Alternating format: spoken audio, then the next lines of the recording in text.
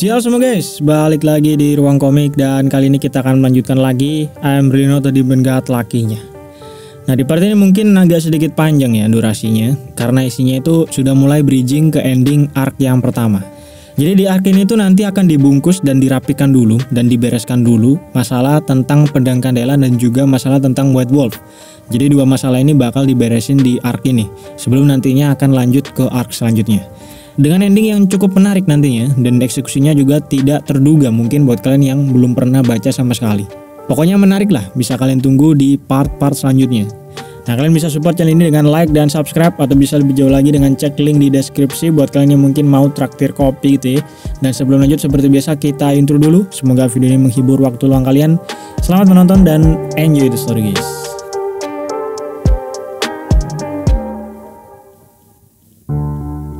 Oke, cerita di sini dimulai ketika Joseph ini baru keluar dari tokonya si Linji, melanjutkan part yang kemarin ya. Jadi si Joseph di sini merasa cukup lega bisa bebas dari kutukan pedang kandelanya yang memang selama ini tuh mengganggu performanya selama beberapa tahun terakhir. Jadi ketika ada kutukan ini tuh Joseph tidak bisa mengeluarkan kekuatannya secara penuh, seperti terhambat gitulah. Nah tapi karena sudah tidak ada lagi ya kutukan di tubuhnya yang mengganggu ini, Joseph ini sudah bersiap-siap lah dan berusaha untuk mengumpulkan lagi kekuatannya yang dulu sebagai seorang Radiant Knight yang membela kebenaran gitu. Dan sampai sini kita sudah diberikan premis yang cukup menarik, yaitu dua musuh bebuyutan yang sama-sama dibantu oleh Linji, yaitu si Joseph dan juga si Bapak Wilde, yang sama-sama awalnya terluka sekarang mulai fit lagi dan berusaha mengumpulkan kekuatannya yang dulu.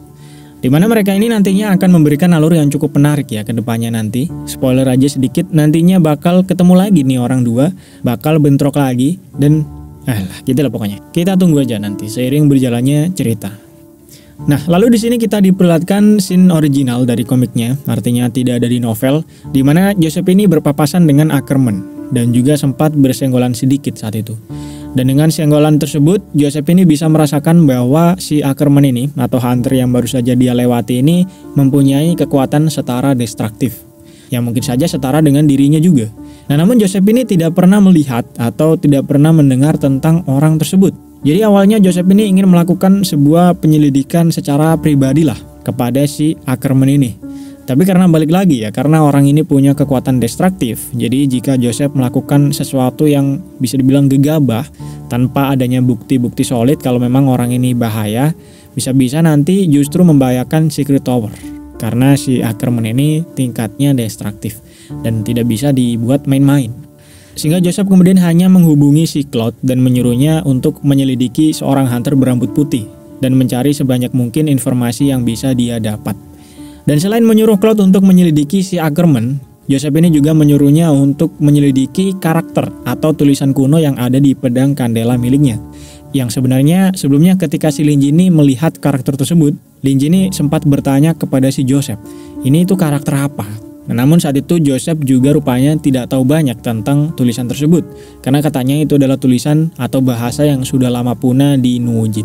Jadi kurang ada banyak literatur lah yang tercatat tentang bahasa tersebut. Nah sehingga karena merasa Linji ini tertarik dengan bahasa tersebut ya, Joseph kemudian melemparkan juga tugas kepada si Cloud untuk mencoba mencari informasi tentang tulisan yang ada di pedang kandela tersebut. Jadi si bapak ini kerjanya nyuruh-nyuruh doang gitu ya. Nah lalu kemudian, karena kebetulan saat itu Secret Tower hanya disibukkan oleh kasus White Wolf dan tidak ada kasus lain yang membutuhkan Joseph ini untuk turun tangan, Joseph saat itu memutuskan untuk pulang karena memang cukup lama tidak pulang ya si doi ini Bang Toyib.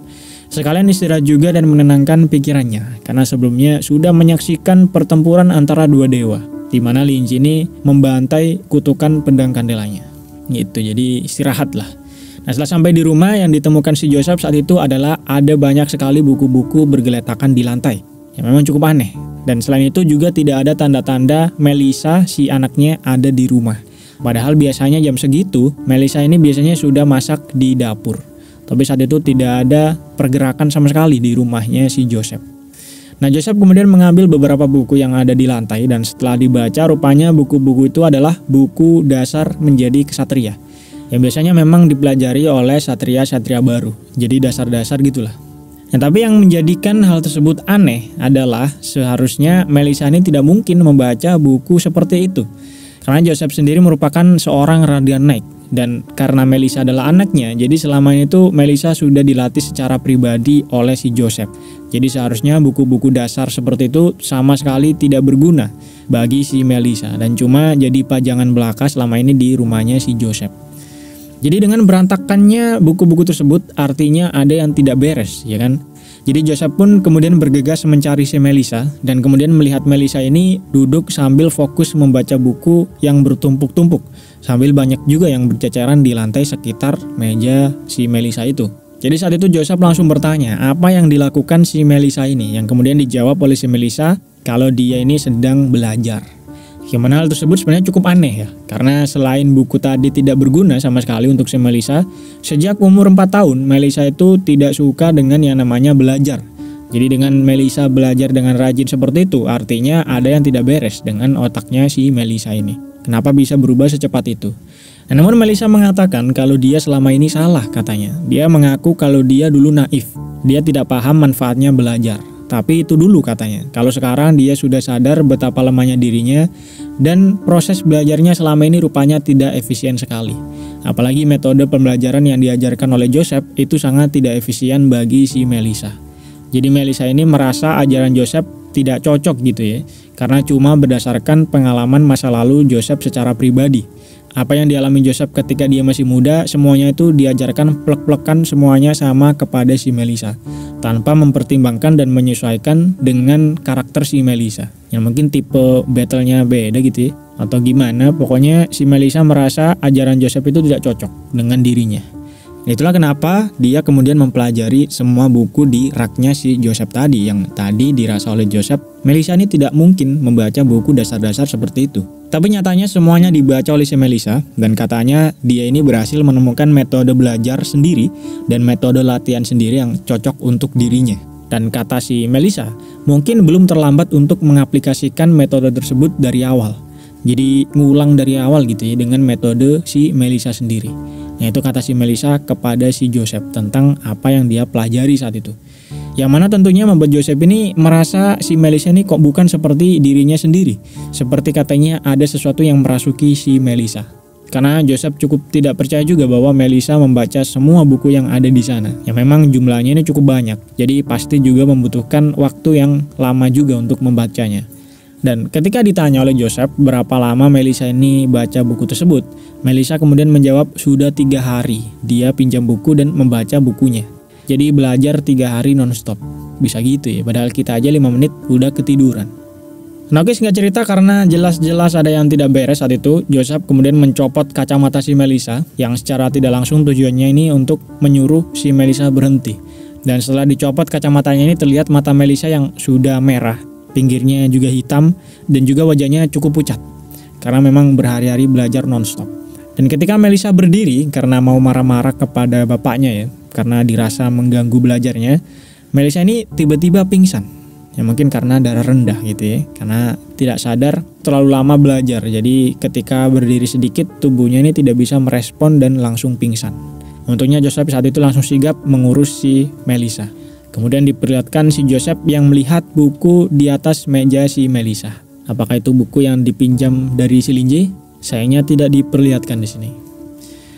Nah oke, sini kemudian berpindah ke si Ackerman. Ya rupanya setelah berpapasan dengan Joseph tadi, dia ini menuju ke kantor Truth Society dan menemui si wakil presiden Andrew. Dan saat itu Ackerman langsung mengungkapkan tujuannya datang adalah untuk membatalkan misinya mengejar si Wilde. Dan kalau di novel dijelaskan di sini Ackerman sudah tidak memakai pakaian yang sebelumnya dipakai ketika dia berada di tokonya si Linji. Jadi sebelumnya pakaiannya itu seperti seorang pekerja kantoran gitu ya, karena memang untuk keperluan menyamar ke tokonya si Linji. Nah tapi sekarang Ackerman ini sudah bergaya bug hunter profesional yang memakai pakaian serba hitam dan cukup mengintimidasi juga. Apalagi saat itu dia juga sudah tahu ya kalau selama ini dia ini cuma dimanfaatkan oleh Truth Society. Jadi Ackerman sendiri juga sudah menganggap Truth Society ini sebagai mangsanya. Otomatis dia harus menunjukkan aura-aura mengintimidasi lah. Jangan mau diremehkan oleh Truth Society.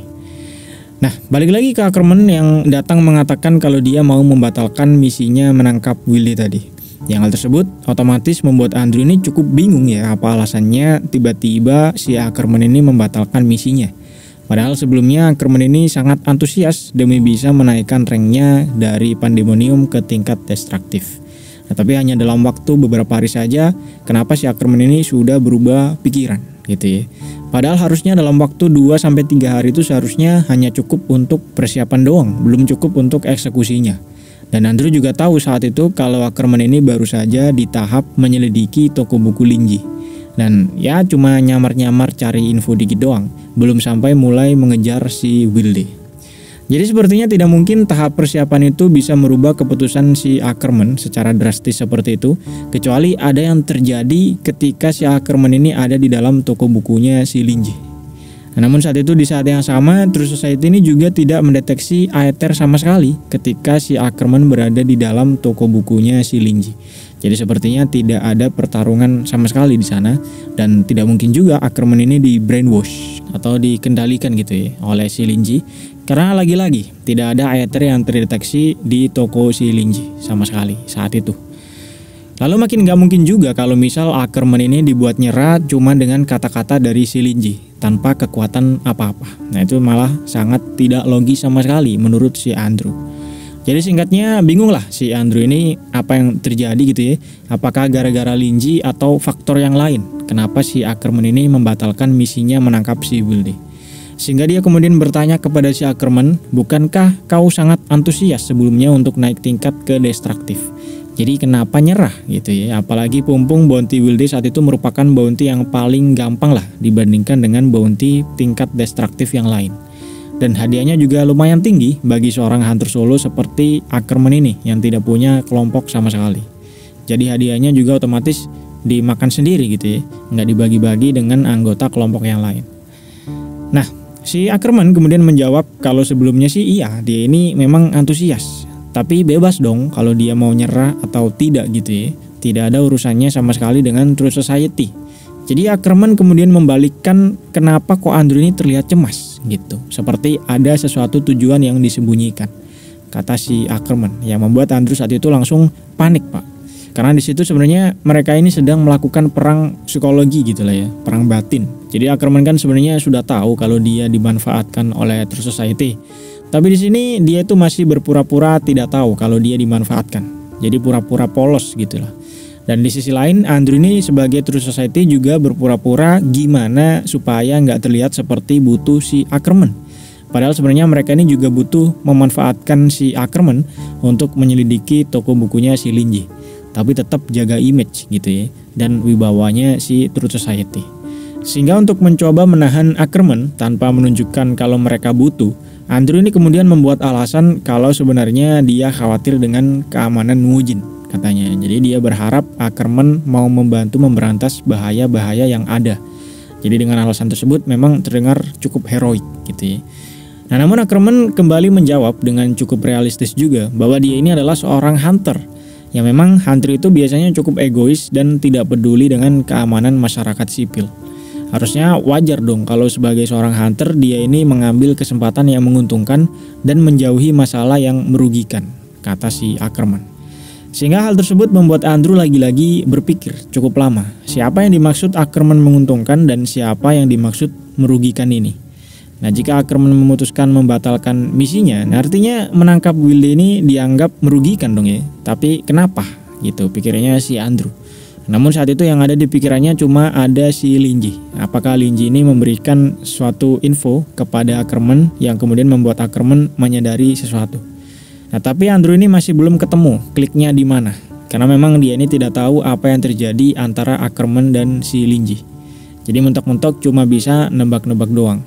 Nah, namun Andrew di sini masih mencoba menahan Ackerman dengan berusaha mengancamnya dengan reputasi hunternya. Dengan berkata kalau kabar membatalkan misinya ini mau tidak mau nanti akan dibuat publik atau disebarkan lah. Jadi mungkin akan bisa mencoreng nama baiknya nanti. Nah, Ackerman yang sadar kalau dia diancam ya, awalnya memang emosi sebenarnya. Si Andrew ini memang licik banget orangnya. Tapi setelah dipikir-pikir lagi, memang sebenarnya tidak ada gunanya juga ikut True Society. Sedangkan dia sendiri juga sudah memutuskan untuk ikut konspirasi yang disiapkan oleh si Linji. Bahkan dapat kekuatan baru juga. Jadi tidak ada ruginya sama sekali meninggalkan True Society dan ikut dengan si Linji. Bahkan bisa jadi jalan yang baru gitu ya. Apalagi di dunia hunter sendiri tuh ada istilah reputasi yang buruk jauh lebih baik dibandingkan dengan tidak punya reputasi sama sekali. Jadi Ackerman saat itu hanya menjawab bahwa tidak masalah kabar batalnya misinya tersebar, kemudian berpamitan pergi meninggalkan si Andrew. Nah, sampai sini mungkin kalian ada yang belum paham. Poin yang perlu digarisbawahi adalah Ackerman ini tidak sekalipun membocorkan informasi tentang Linji kepada True Society. Dia ini bertingkah seperti undur dirinya itu tidak ada hubungannya sama sekali dengan si Linji. Jadi dengan itu True Society ini tidak punya banyak info tentang si Linji. Tidak punya info sama sekali lah tentang si Linji dari si Ackerman. Dan bingung dah. Lalu Ackerman sendiri juga tidak berpikiran untuk memerangi True Society secara langsung gitu ya. Karena dia merasa Linji ini sudah punya suatu rencana sendiri untuk mengurus True Society nantinya. Jadi Ackerman ini membiarkan keadaan mengalir gitulah. Dia cuma ikut rencana yang disiapkan oleh si Linji, dan daripada ngurusin True Society lebih baik fokus ke dirinya sendiri yang sudah mendapatkan kekuatan baru dari si Linji. Nah, di sisi lain, si Andrew yang awalnya berencana menginvestigasi Linji lewat si Ackerman ya, sekarang malah makin dibuat bingung, belum nemu kliknya ini di mana. Karena jika pembatalan misi Ackerman ini dipengaruhi oleh si Linji, itu artinya si Linji ini tidak sesuai rumornya dong ya. Dimana menurut kabar yang didapatkan True Society saat itu, Linji ini orangnya membantu siapa saja, tidak pandang bulu, baik dibantu jahat juga dibantu. Tapi kenapa Ackerman yang ingin menangkap Wilde malah dibuat nyerah gitu, bukan malah didukung. Jadi kesannya si Linji ini seperti lebih membela si Wilde daripada membantu si Ackerman. Bukan seperti kabar yang didapat kalau Linji ini adalah netral sifatnya. Nah, sehingga di tengah kebingungan tersebut, Andrew memutuskan untuk menghubungi Secret Tower bagian intelijen yang kemudian diangkat oleh si Cloud karena Joseph memang tidak ada di kantor saat itu. Dan Andrew setelah itu meminta file nomor 0113 lengkap beserta semua update-nya yang dipunya oleh Secret Tower. Nah, karena seperti yang kalian tahu ya, Secret Tower dan True Society ini bukan satu organisasi yang sama, dan semua relasi mereka itu didasari oleh bisnis. Jadi di sini Cloud menanggapi permintaan Andrew ini dengan berkata kalau filenya barusan diupdate katanya, jadi cukup berharga. Kata si Cloud sambil nadanya ini mengisyaratkan ke Andrew kalau kudu bayar kalau mau minta file 0113. Dan karena memang biasanya model transaksinya memang seperti itu ya, True Society ini juga sering beli info dari Secret Tower. Di sini Andrew langsung to the point tanpa basa-basi bertanya ke Cloud berapa harga filenya yang sudah diupdate tentunya. Dan si Cloud di situ langsung mengecek harga yang sebelumnya memang sudah disiapkan oleh si Joseph jika True Society minta beli filenya si Linji.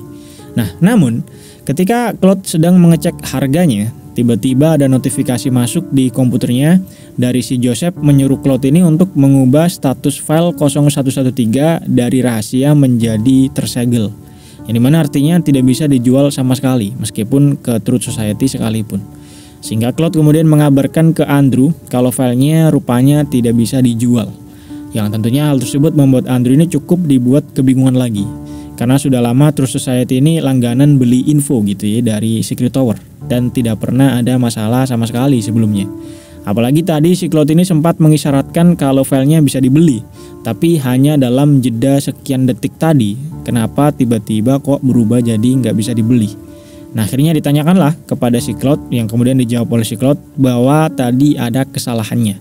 Salah ngecek si Cloud ini. Rupanya filenya berstatus tersegel sehingga True Society sekalipun tidak bisa minta akses. Kalau mau nanti aja ngomong langsung sama si Joseph, kata si Cloud ya. Nah, di sini Andrew sempat masih ngotot mau minta filenya dengan alasan isi filenya kan masih sama, belum 1 bulan juga dari awal dibuat dan belum lengkap juga investigasinya. Jadi harusnya aman-aman aja dong, kata si Andrew ya. Bahkan sempat juga si Andrew ini berkata, apa mungkin Secret Tower sudah disesatkan pemilik toko buku, gitu katanya. Namun Cloud hanya menanggapi kalau sebenarnya Secret Tower itu sudah melakukan penyelidikan ulang, investigasi ulang, dan menghasilkan file baru nomor 0114 yang merupakan cabang dari file 0113. Yang dimana isinya ini tentang detail Linji secara personal, bukan toko bukunya, tapi Linji sendiri secara personal.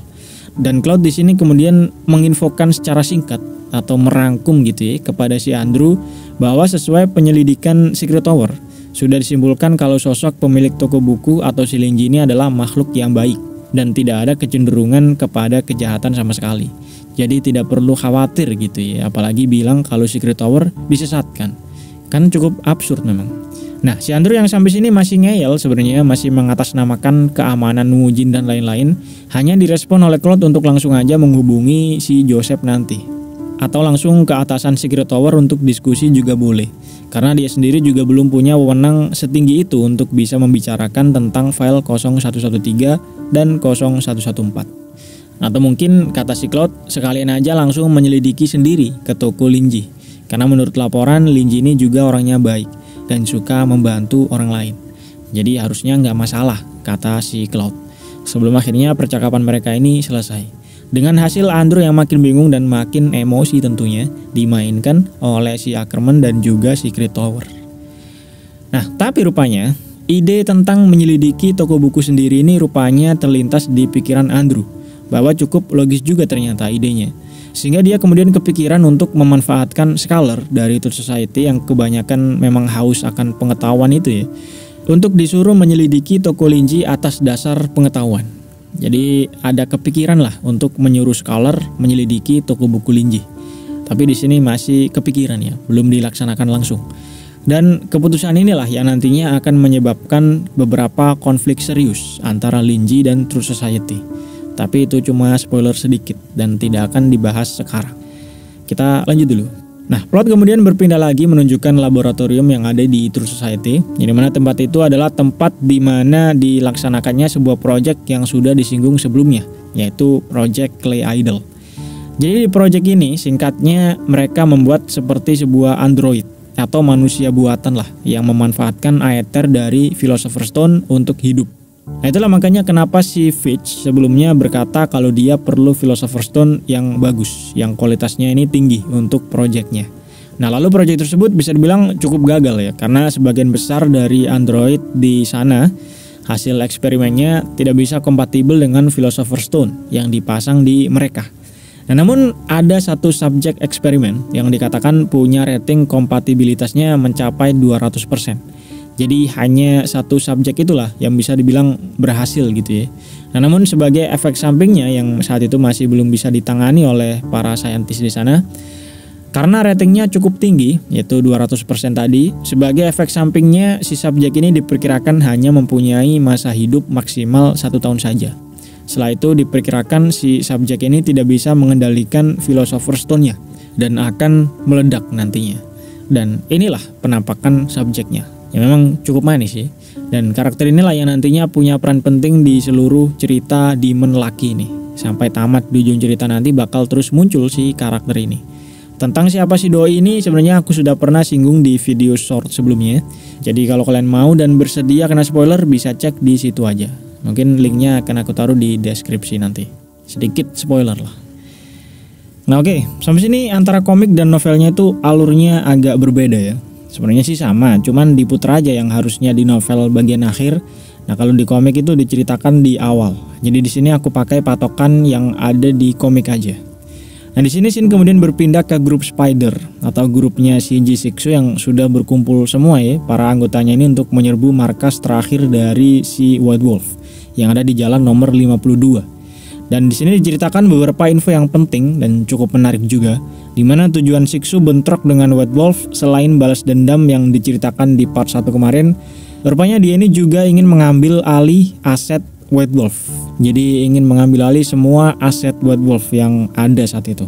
Karena alasannya biasanya organisasi hunter yang baru terbangun itu seperti organisasi Spider-nya ini biasanya cukup susah untuk diakui dan dikenali oleh organisasi yang lain. Jadi jika Spider ini nantinya bisa mengambil alih semua aset yang dimiliki oleh White Wolf, nah itu artinya bisa dibilang Spider ini bukan seperti organisasi yang baru ya, tapi lebih kepada White Wolf yang ganti nama doang dan beda pemimpin doang. Karena semua aset dan peninggalan-peninggalannya adalah milik si White Wolf. Jadi bisa dibilang cuma ganti anggota doang gitulah. Dan otomatis hal tersebut membuat si Spider ini menjadi lebih gampang diakui dan dikenali oleh organisasi yang lain. Nah, dari sekian aset White Wolf yang sekian banyak itu, yang paling berharga menurut Shiksu adalah formula asli dari darah Dream Beast Skywolf yang sudah lama dimiliki oleh White Wolf. Jadi penjelasan singkatnya, jika seseorang ingin menjadi seorang hunter ya, Darah Dream Beast-nya itu tidak bisa semata-mata langsung disuntikkan kepada manusia tersebut. Harus ada racikan gitu kali. Diolah dulu sebelum akhirnya digunakan kepada manusia. Nah, lalu ada 2 tipe formula darah Dream Beast ini. Yang pertama adalah formula asli yang dibuat oleh orang-orang zaman dulu dan diturunkan secara turun-temurun biasanya dari eksperimen langsung kepada manusia. Jadi pengorbanannya cukup besar dan juga resikonya juga besar dan efeknya juga cukup besar jika dipakai. Jadi boost powernya itu nambah gede banget kepada si manusia tersebut. Meskipun sebagian besar cukup susah juga untuk dikendalikan. Bahkan bisa-bisa membuat seseorang menjadi gila seketika. Nah, lalu yang kedua ada formula yang memang diciptakan oleh para alkemis. Mungkin melalui eksperimental yang aman gitu ya. Jadi hasilnya juga biasanya gampang untuk dikendalikan. Nah, namun otomatis efeknya ini tidak terlalu bisa memberikan penambahan kekuatan yang signifikan daripada si formula asli tadi. Nah, tapi karena keamanannya dan kemudahannya untuk dikendalikan, memang banyak yang pakai formula eksperimental ini daripada formula yang asli. Nah, namun tetap saja formula original atau formula asli ini menjadi sesuatu yang sangat berharga lah bagi satu organisasi tertentu dan menjadi satu karakteristik tersendiri bagi organisasi tersebut. Karena memang formula asli ini bisa diteliti lagi, bisa dicabang lagi dan bisa dites lagi macam-macam gitu ya untuk mungkin membuat suatu formula yang baru. Jadi intinya formula original inilah milik White Wolf inilah yang akan diincar oleh G6 saat itu. Lalu singkat cerita nyerbulah si grup Spider ini ke markas White Wolf. Dan di sisi lain saat itu diperlihatkan juga si Harris yang sedang memberikan cukup banyak pengorbanan kepada si Magic Mirror. Jadi terlihat potongan-potongan tubuh manusia itu dilempar ke sebuah wadah gitu, seperti sebuah kolam kecil untuk pengorbanan tadi. Dan di sini kemudian dijelaskan sedikit info yang cukup menarik. Yang rupanya orang-orang yang dikorbankan kepada Magic Mirror tersebut adalah Black Mage para mantan anggota dari Scarlet Cult. Yang Scarlet Cult kan sebelumnya sudah bubar gitu ya, karena Murphy mati jadi kebanyakan dari mereka memang tercerai berai. Nah, beberapa dari Black Mage yang tercerai berai itu saat itu memang ada yang bergabung dengan si White Wolf. Nah, lalu di part sebelumnya sempat ditunjukkan juga si Harris yang didatangi seorang Black Mage bermata seperti ular. Yang rupanya Black Mage inilah yang memberikan beberapa petuah kepada Harris. Jadi dia menyarankan untuk mengorbankan para Black Mage dari Scarlet Cult tersebut untuk dikorbankan kepada Magic Mirror. Dan juga dia memberikan sebuah ritual untuk bisa memanfaatkan pengorbanan tersebut secara maksimal.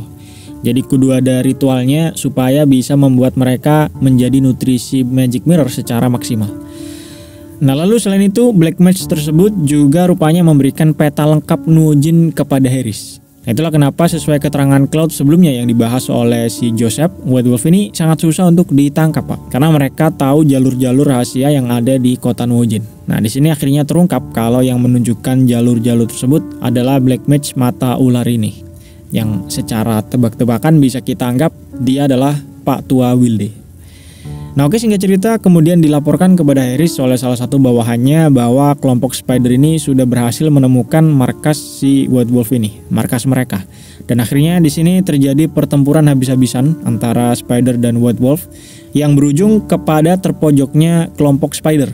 Karena rupanya White Wolf ini punya banyak hunter hasil percobaan si Harris, di mana mereka ini disuntik oleh darah Dream Beast yang dosisnya cukup gede gitu ya, supaya dapat kekuatan untuk bisa mengendalikan mutasi Dream Beast-nya secara penuh.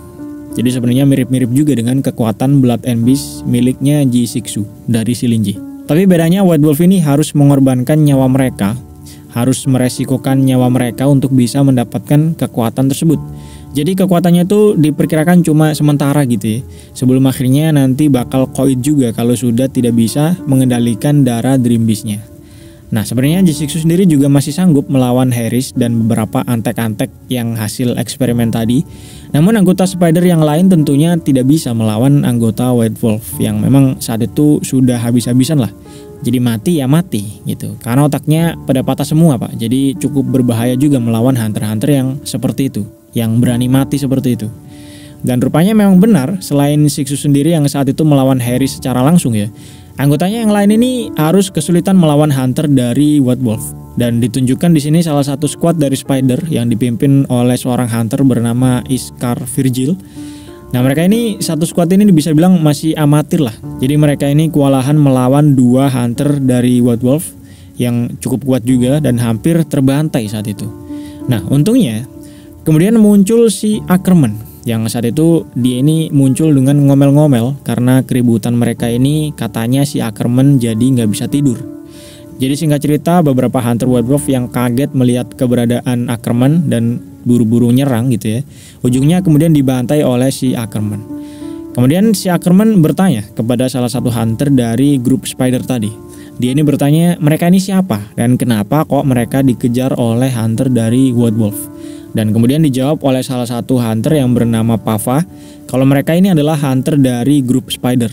Nah disinilah akhirnya connect si Ackerman ya, karena dia tahu grup Spider ini dipimpin oleh si G6. Jadi Ackerman ini langsung menduga kalau semua itu sudah direncanakan oleh si Mamang Linji. Dan Ackerman menganggap pertemuannya saat itu dengan Hunter Spider ini adalah memang rencana yang disiapkan oleh si Linji, supaya Ackerman bisa membantu Spider. Karena kan sebelumnya Linji juga sempat mengatakan kepada Ackerman kalau dia mau mengenalkan Ackerman ini kepada G6. Jadi dia kira pertemuannya dengan Spider tersebut memang adalah settingan dari si Linji. Dan alhasil di sini dengan senang hati saat itu Ackerman bantu-bantu anggota Spider yang terluka. Dan kepikiran juga saat itu untuk mencoba kekuatan barunya yang didapatkan dari buku si Linji sebelumnya. Dimana sebelumnya sudah dijelaskan ya kalau efek dari buku Linji membuat si Ackerman ini diawasi oleh beberapa makhluk dari sebuah ruang hampa. Dan jika Ackerman mengorbankan sesuatu atau mempersembahkan sesuatu kepada mereka, para makhluk tersebut akan memberikan sesuatu juga sebagai gantinya kepada si Ackerman. Nah, singkat cerita ketika Ackerman sedikit baku hantam dengan salah 2 hunter White Wolf, dia kemudian mengeluarkan seperti sebuah sulur gitu atau tentakel gitu yang kemudian melahap 2 hunter White Wolf tersebut untuk dijadikan persembahan kepada makhluk dari ruang hampanya. Dan setelah persembahan tersebut, Ackerman ini bisa berubah sepenuhnya menjadi Dream Beast-nya yang bernama The Pale One atau si monster pucat. Jadi ukuran Ackerman saat itu bisa jadi gede banget Pak. Dan Ackerman ini bisa mengendalikan full mutasi seperti itu berkat pengorbanannya tadi kepada makhluk dari ruang hampa. Yang hal tersebut tentunya membuat hunter amatir yang dari Spider tadi sangat terkejut ya, karena darah dari The Pale One itu memang terkenal sangat susah untuk dikendalikan. Bahkan ketika belum bermutasi sekalipun. Seperti yang ditunjukkan sebelumnya ya, ketika tangan Ackerman ini sempat bermutasi separuh menjadi The Pale One. Nah saat itu pun Ackerman sudah hampir-hampir menjadi gila. Apalagi full mutasi seperti itu yang badannya jadi gede banget. Tapi menariknya Ackerman ini masih tetap bisa waras. Jadi si hunter amatir dari Spider tersebut cukup kagum dan juga ketakutan sekaligus gitu. Dan akhirnya mereka ini menjauhkan diri dari si Ackerman. Dan sampai sini pertempuran pun kembali dilanjutkan dengan bantuan si Ackerman. Nah, di lain sisi, mungkin karena jarak pertempuran mereka tadi cukup jauh ya dari toko si Linji, yang dirasakan Linji saat itu hanyalah cuaca di Nojin tiba-tiba hujan badai. Dan dirasa oleh Linji cuaca di Nojin kok makin hari makin buruk. Gitu doang. Padahal Linji ini tidak tahu kalau kerjaannya selama ini yang membagikan buku secara random kepada orang-orang ya, membuat kota Nojin menjadi kacau balau Pak. Nah kemudian Linji ini pergi tidur ya karena sudah malam dengan ditemani pedang kandel dari si Joseph yang saat itu memang diletakkan Linji di kamarnya. Karena katanya pedang sebagus itu takutnya kenapa-napa. Mungkin takut hilang atau takut kenapa gitu ya. Dan karena memang Linji belum buat holder ya untuk pajang si pedangnya di tembok. Jadi pedangnya cuma ditaruh di meja doang. Kemudian ditinggal tidur. Nah menariknya setelah Linji ini tidur, si Dreamcatcher dari Wilde tiba-tiba bercahaya. Yang mana artinya jika si Dreamcatcher-nya bercahaya, artinya mimpi Linji nanti bukan sebuah mimpi biasa. Pasti ada sesuatu yang menarik yang akan terjadi nantinya. Seperti mimpinya ketika bertemu dengan si Silver. Nah tapi mimpi seperti apa itu? Mungkin kita sudahi sampai sini dulu ya untuk part kali ini. Karena aku ada kerjaan lain juga, jadi mohon maaf uploadnya agak lama. Tapi kita akan lanjut ke part selanjutnya. Sekarang tidur. Buat kalian yang mungkin nontonnya malam-malam, besok yang kuliah atau yang kerja, kalian bisa support channel ini dengan like dan subscribe. Tekan juga loncengnya atau bisa lebih jauh lagi dengan cek link di deskripsi. Kalian bisa sawer atau traktir kopi di sana. Kalau enggak juga enggak apa, cukup like dan subscribe juga udah seneng. Oke, sampai jumpa di video selanjutnya. Semoga hari kalian menyenangkan.